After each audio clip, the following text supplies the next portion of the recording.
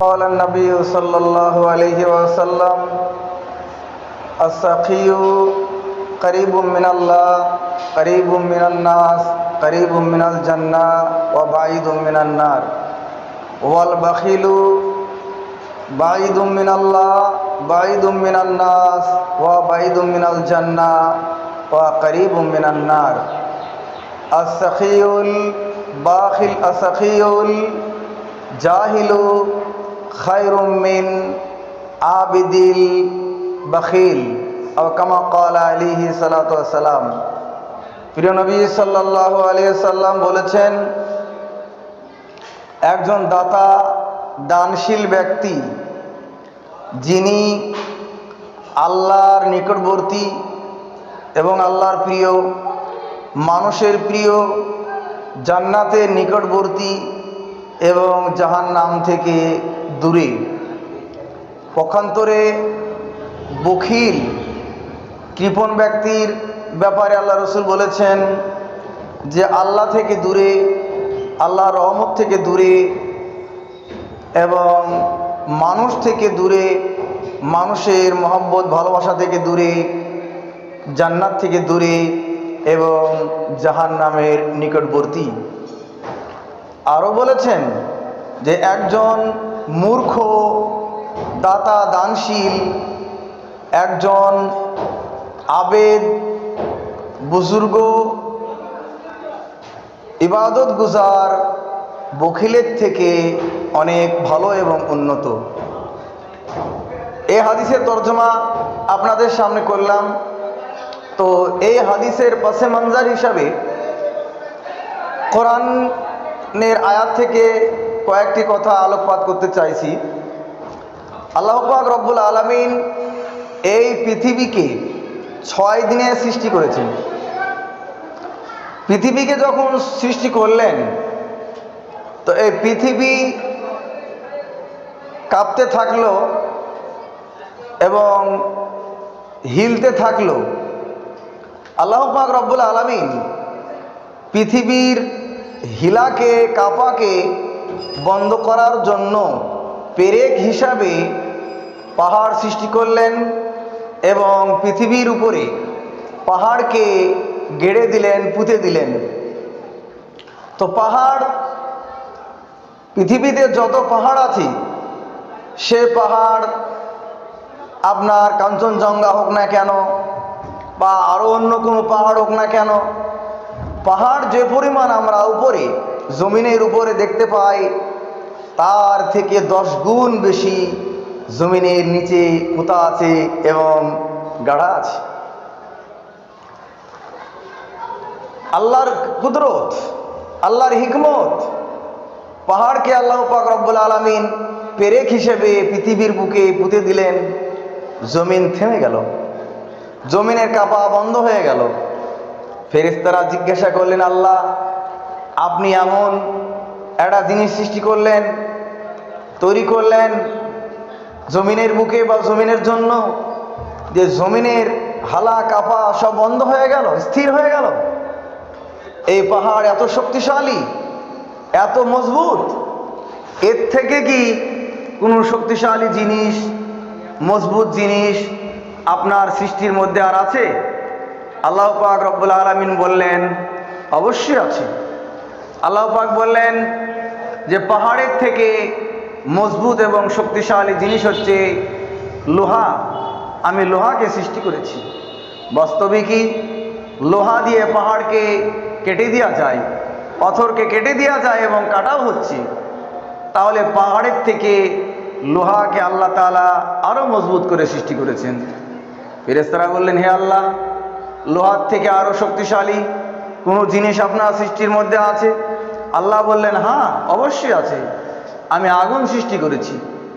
আগুন লোহার থেকে আরও শক্তিশালী, আরও ক্ষমতাশীল। লোহা যখন আগুনে দেওয়া হয়, আগুনকে, লোহাকে পিঘলিয়ে গলিয়ে দেয়।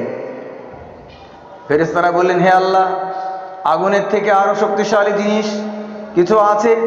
আল্লাহ বললেন, অবশ্যই আমি আগুনের থেকেও শক্তিশালী জিনিসকে সৃষ্টি করেছি। সেটা কি? পানি। যখন আগুনে পানি ঢেলে দেওয়া হয় আগুন নিভে যায়। ফেরেশতারা বললেন, হে আল্লাহ, পানির থেকেও শক্তিশালী? আল্লাহ বলেন, অবশ্যই। আমি হাওয়াকে সৃষ্টি করেছি, তুফান। যখন সমুদ্রে তুফান উঠে তখন সমুদ্রের পানিকে এক জায়গায় থেকে আর এক জায়গায় নিয়ে চলে যায় এবং আছড়িয়ে ফেলে, যাকে আমরা জলোচ্ছ্বাস বলি। ফেরেশতারা বললেন, হে আল্লাহ, তাহলে তুফানের থেকে, আঁধির থেকে, হ্যারিকেন ঝড়ের থেকে আরো শক্তিশালী জিনিস কিছু আছে? আল্লাহ বললেন, হ্যাঁ, অবশ্যই আছে। আমি তার থেকেও শক্তিশালী, আরো মজবুত সৃষ্টি করেছি মানুষের হৃদয়কে, মানুষের মনকে। সুবহানাল্লাহ। কিরকম? আল্লাহ পাক রব্বুল আলামিন বললেন, যে ব্যক্তি ডান হাত দিয়ে দান করে তার বাম হাত জানতে পারে না, সেই ব্যক্তির মন, সেই ব্যক্তির হৃদয়, সেই ব্যক্তির কলব ওই তুফানের থেকেও মজবুত এবং শক্তিশালী। বুজুর্গানে দিন, আমি যে আপনাদের সামনে হাদিসের তর্জমা করলাম, সেই হাদিস থেকে আলোকপাত করতে গিয়ে আমি এই কথা আপনাদের সামনে আনলাম। এই পরিপ্রেক্ষিকে সামনে রেখে, এই আলোচনাকে সামনে রেখে আমি সামনে আরও একটু আলোচনা আগে বাড়াতে চাই। আল্লাহ রাসূল সাল্লাল্লাহু আলাইহি সাল্লাম পবিত্র জবানে ইরশাদ করেছেন এবং আল্লাহ পাক কোরআন মাজিদেও বলেছেন, লান তানালুল বিররা হাত্তা তুনফিকু মিম্মা তুহিব্বুন। যতক্ষণ পর্যন্ত তোমরা তোমাদের প্রিয় বস্তুকে দান না করবে, খরচ না করবে, ততক্ষণ পর্যন্ত তোমরা নেকি অর্জন করতে পারবে না। 6 পারা নাকি 4 পারা। বুজুর্গানে দিন, বনি ইসরাইল সম্প্রদায়ের মধ্যে একজন মালদার ছিল, যিনি অত্যন্ত দানশীল ছিলেন। আর একজন মালদার ছিল, যিনি অত্যন্ত বখিল ছিলেন। তো দানশীল তিনি দান করেন। একদিন রাত্রে অনেকগুলা টাকা নিয়ে দান করার জন্য দাঁড়িয়ে আছে, আর সেই সময় একজন চোর ওই রাস্তা দিয়ে যাচ্ছিল। ওই দানশীল ব্যক্তি, দাতা ব্যক্তি চোরকে ডেকে বলল, বাবা শোনো, তোমাকে আমি টাকাগুলা দিব, তুমি নিয়ে যাও। চোর টাকাগুলা নিয়ে চলে গেল। সকালবেলায় আলোচনা সাপেক্ষে দাতার কানে, দানশীল ব্যক্তির কানে খবর পৌঁছালো যে আপনি যে ব্যক্তিকে টাকা দিয়েছেন সে একজন চোর ছিল। দানশীল দাতা তিনি আল্লাহর শুকরিয়া আদা করলেন, বললেন, আলহামদুলিল্লাহ। আমি যে আপনাদের সামনে বলেছি যে ডান হাতে দান করলে বাম হাত জানতে পারবে না, সেই ব্যক্তির মন, সেই ব্যক্তির হৃদয় তুফানের থেকেও মজবুত, একথা অবশ্যই সত্য। কিন্তু দান শুধু গোপনেই যে করলে নেকি পাওয়া যায়, প্রকাশ্যে করলে নেকি পাওয়া যায় না, তা নয়। আল্লাহ পাক কোরআন মাজিদের মধ্যে বলেছেন যে ব্যক্তি প্রকাশ্যে এবং অপ্রকাশ্যে দান করে তার দুনিয়াতেও কোনো ভয় নাই, ভীতি নাই, পরকালেও কোনো চিন্তা থাকবে না। তাহলে দান প্রকাশ্যেও করা যায়, কিন্তু সেটা নিয়াতের উপর নির্ভর করবে, তার নেকি পাওয়া এবং না পাওয়া। আর একদিন ওই দানশীল ব্যক্তি টাকার ফাইল নিয়ে দাঁড়িয়ে আছে রাত্রির অন্ধকারে। সেই সময় একজন ব্যভিচারী মেয়ে রাস্তা দিয়ে চলে যাচ্ছিল। মেয়েটিকে ডাকলো। ডাকার পরে মেয়েটি ভয়ে ভয়ে তার কাছে গেল, বলল, মা, এই টাকাগুলা তোমার হাতে আমি দিচ্ছি, তুমি নিয়ে চলে যাও। গোপনভাবে দান করার জন্য তিনি রাত্রে টাকা দান করে। ব্যভিচারী মেয়েটা ব্যভিচারী করে বা দেহ ব্যবসা করে কিংবা না করে রাত্রি অন্ধকারে যাচ্ছিল, টাকা পেয়ে খুব খুশি হয়ে গেল। সকালবেলায় আলোচনা সাপেক্ষে দানশীল দাতা ব্যক্তি তিনি জানতে পারলেন এবং তিনাকে বলা হলো, যে ব্যক্তির হাতে আপনি টাকা দিয়েছেন সে তো একজন ব্যভিচার ছিল। তিনি বললেন, আলহামদুলিল্লাহ, আল্লাহর প্রশংসা আদায় করল। এইভাবে আর একদিন তিনি টাকা নিয়ে, অনেক টাকা নিয়ে রাত্রির অন্ধকারে দাঁড়িয়ে আছেন দান করার জন্য। সে সময় একজন বখিল মানুষ, অত্যন্ত সে সম্পদশালী পয়সাওয়ালা মানুষ, বড়লোক মানুষ, কিন্তু সে কোনোদিন দান করে না। বখিল সেই ব্যক্তি রাস্তা দিয়ে যাচ্ছিল, চিনতে না পারার কারণে বা যে কোনোভাবে ওই বখিলের হাতে অনেক সম্পদ, অনেক টাকা ওই ব্যক্তি, দানশীল ব্যক্তি তুলে দিল। সকালবেলায় আলোচনা সাপেক্ষে তিনি জানতে পারলেন, শুনতে পেলেন যে আমি যার হাতে দান করেছি, বা কেউ বলল আপনি যার হাতে টাকা দিয়েছেন সে তো আপনার থেকেও মালদার ছিল। তখন তিনি বললেন আলহামদুলিল্লাহ, আল্লাহর প্রশংসা আদায় করলো, আল্লাহর প্রশংসা আদায় করলো। আল্লাহ রসুল সাল্লাল্লাহু আলাইহি সাল্লাম বলেছেন, বুখারী মুসলিমের রিওয়ায়াত, আল্লাহ তাআলা এই ব্যক্তির 3 দিনের দানকেই আল্লাহ কবুল করে নিয়েছেন। সুবহানাল্লাহ। তো বুজুর্গানে দিন কেন কবুল করলেন? এর নিয়াতের কারণে। এর নিয়াত ছিল ভালো। উলামারা লিখেছেন যে প্রথম দিন চোরের হাতে টাকা দান করেছিল, তো তিনি আল্লাহর প্রশংসা করেছিলেন এই জন্য যে পেটের দায়ে হয়তো চুরি করে, আমি অনেক টাকা দিয়েছি, সে হয়তো আর চুরি করবে না, চুরি করা বন্ধ হয়ে যাবে, এই নিয়াত করে সে আলহামদুলিল্লাহ বলেছিল। দ্বিতীয় দিন ব্যভিচারী মেয়েটা পেটের দায়ে হয়তো ব্যভিচারী করে, দেহ বিক্রি করে, অনেক টাকা আমি দিয়েছি, হয়তো তার অভাব থাকবে না, আর দেহ বিক্রি করবে না, ব্যভিচারী করবে না, এই জন্য আমি আল্লাহর প্রশংসা আদায় করেছি, এই জন্য আল্লাহ তার দানকে কবুল করেছেন। আর একজন ব্যক্তি মালদার, তার থেকেও বেশি সম্পদশালী মানুষ, সে কোনোদিন দান করে না, তার লোকালভাবে গোপনভাবে দান করা দেখে সেও দান করা শিখবে, এই নিয়াত করে তিনি আলহামদুলিল্লাহ বলেছিলেন, আল্লাহর প্রশংসা করেছিলেন, যার জন্য তার 3 দিনের দান আল্লাহ তাআলা কবুল করে নিয়েছেন। বুজুর্গানে দিন পরিপ্রেক্ষিতে বখিল মানুষটা দান করে না, বা এটা অন্য জায়গায় এর পাশে মঞ্জার হিসাবে আমি আলোচনা করছি। আর এক ব্যক্তি বখিল, সেটাও বানি ইসরায়েলেরই ঘটনা। একজন আলেম তাকে দান করার জন্য বলে থাকেন যে আপনি দান করুন, আপনি জাকাত দেন, কিন্তু সে বলে যে আমি কাকে জাকাত দিব, জাকাত নেওয়ার মতো লোক নাই, আর দেওয়ার মতো জায়গা নেই, আমি পাই না। এইভাবে কথা হতে হতে সে মৌলানা বুজুর্গ তিনি বললেন, আপনার যদি হালাল ইনকামের টাকা হয় তাহলে আপনি যেখানে দান করবেন আপনার কাজে লেগে যাবে, আপনার দান কবুল হয়ে যাবে। তখন সে সম্পদশালী ব্যক্তি বলল, সেটা কিরকম, তা কি করে হয়, কিভাবে হতে পারে? এবার আপনার তর্কের খাতিরে মৌলানা সাহেব তিনার পকেটে হাত ভরলেন, ভরার পরে একটি স্বর্ণ মুদ্রা বের করলেন, বের করার পরে ওই বখিল বড়লোক মালদার ব্যক্তির হাতে দিলেন। দেওয়ার পরে বললেন, আপনি আগামীকাল সকালবেলায় ভোরবেলায় বাড়ি থেকে বের হবেন। বের হওয়ার পরে রাস্তাতে যাকে পাবেন, আপনি প্রথম যার সঙ্গে সাক্ষাৎ হবে তার হাতে আপনি এই টাকাটা তুলে দিবেন। বলে ঠিক আছে। স্বর্ণ মুদ্রাটি নিয়ে চলে গেল। রাত্রি যাপনের পর সকালবেলায় বাড়ি থেকে বের হচ্ছে, ইতিমধ্যেই দেখছে একজন জোয়ান মানুষ, এবং অত্যন্ত জোয়ান এবং শক্তিশালী মানুষ রাস্তা দিয়ে চলে যাচ্ছে। এবার তার মন চাইল না, তার মন এগোলো না ওকে টাকা দেওয়ার জন্য, ওকে দান করার জন্য, কিন্তু সেই মালদার এবং বখিল ব্যক্তি ওই জোয়ান ব্যক্তির পিছন পিছন যেতে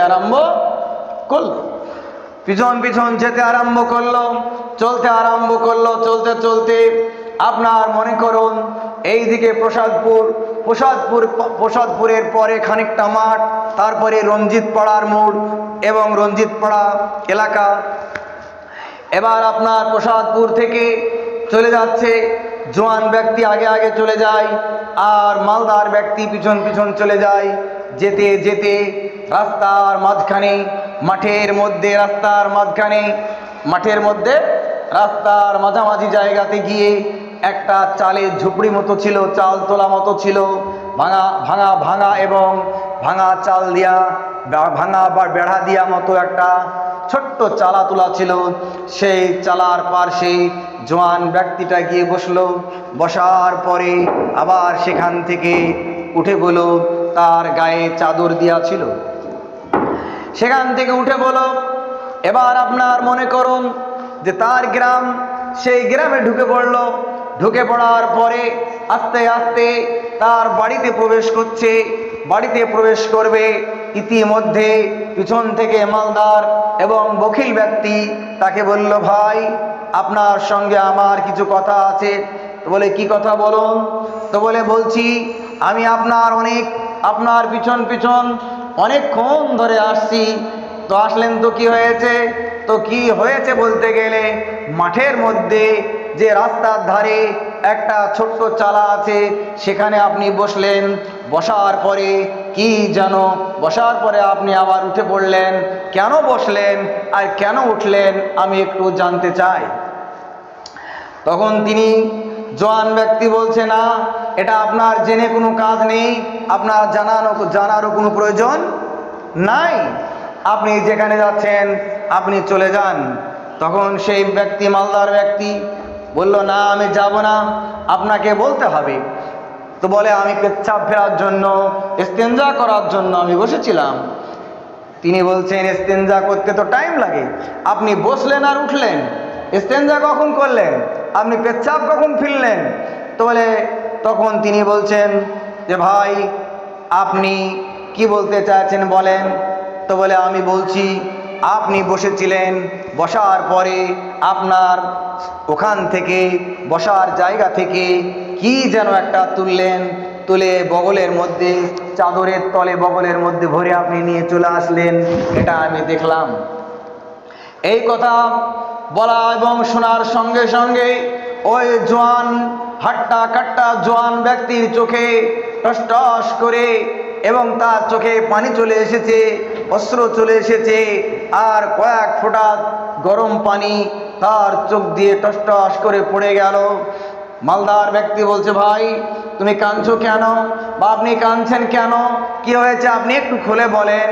তখন তিনি বলছেন, কি বলবো ভাই, আমার বাড়িতে 3 দিন ধরে কোনো খাবারের ব্যবস্থা হয়নি, 3 দিন ধরে কোনো খাবারের ব্যবস্থা হয়নি। আমার বাড়িতে কচি কচি বাচ্চা আছে, ছেলে মেয়েরা আছে। আমি আজও কাজের জন্য গিয়েছিলাম, কোনো জায়গায় না তো কাজ পেলাম, না তো কোনো জায়গায় আমি কিছু পেলাম। না পাওয়ার কারণে আমি আবার এলাকা ঘুরে ঘুরে ঘুরে বাড়ি ফিরে আসছি।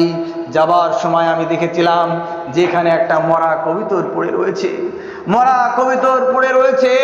আল্লাহ কোরআন মাজিদের মধ্যে বলেছেন, জান বাঁচানোর জন্য, প্রাণ রক্ষা করার জন্য যদি একাদ লোকমা নাপাক খাওয়া হয় তাহলে আল্লাহ তাআলা মাফ করে দিবেন, কোনো গুনাহ হবে না। তাই আমার কচি কচি বাচ্চা ছেলে মেয়েদেরকে বাঁচানোর জন্য, তাদের প্রাণ রক্ষা করার জন্য আমি মরা কবুতরটা নিয়ে চলে এসেছি। ভাই গো, আপনি আমার ইজ্জতকে রক্ষা করেন। আপনি কোনো মানুষের সামনে বলেন না আমরা স্বামী স্ত্রী হয়তো খাবো না, আমরা ছেলে মেয়েকে তাদের প্রাণ রক্ষা করার জন্য খাওয়াবো।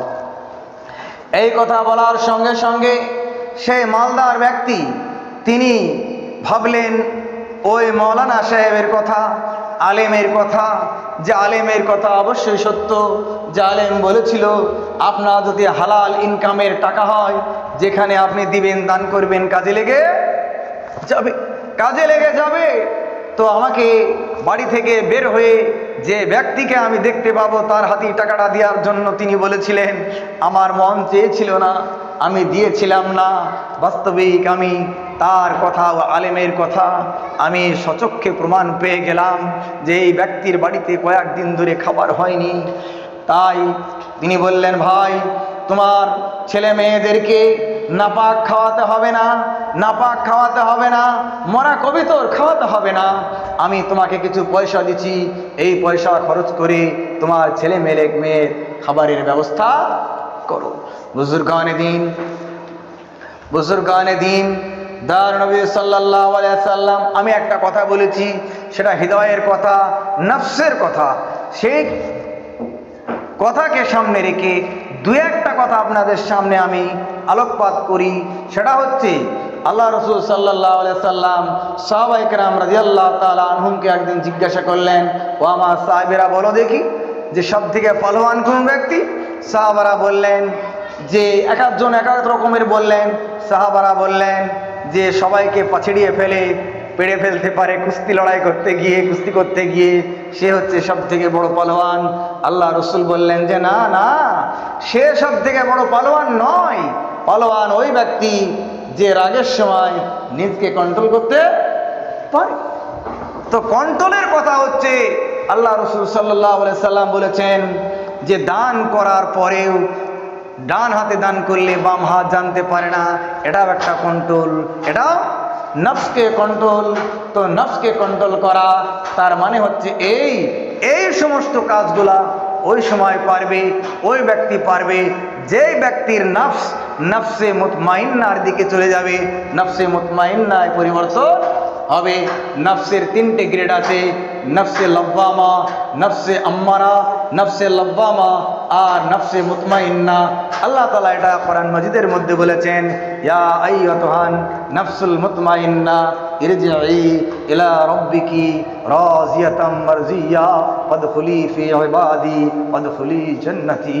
হে নফসে মুতমাইন্না, তুমি তোমার রবের দিকে, প্রভুর দিকে এগিয়ে এসো এবং তুমি তোমার রবের নৈকট্য লাভ করো, হাসিল করো এবং আমার জান্নাতে প্রবেশ করো। তো নফসে মুতমাইন্না যাদের হবে বা ওই পরিস্থিতি তৈরি হবে, তাদের দ্বারাতেই এগুলো সম্ভব। আর তাদের জন্য আল্লাহ তাআলা এই পুরস্কার রেখেছেন। আল্লাহ পাক রব্বুল আলামিন আপনাকে আমাকে সকলকে শোনার থেকে বেশি বেশি আমল করার তৌফিক দান করুক বলে আল্লাহুম্মা আমিন।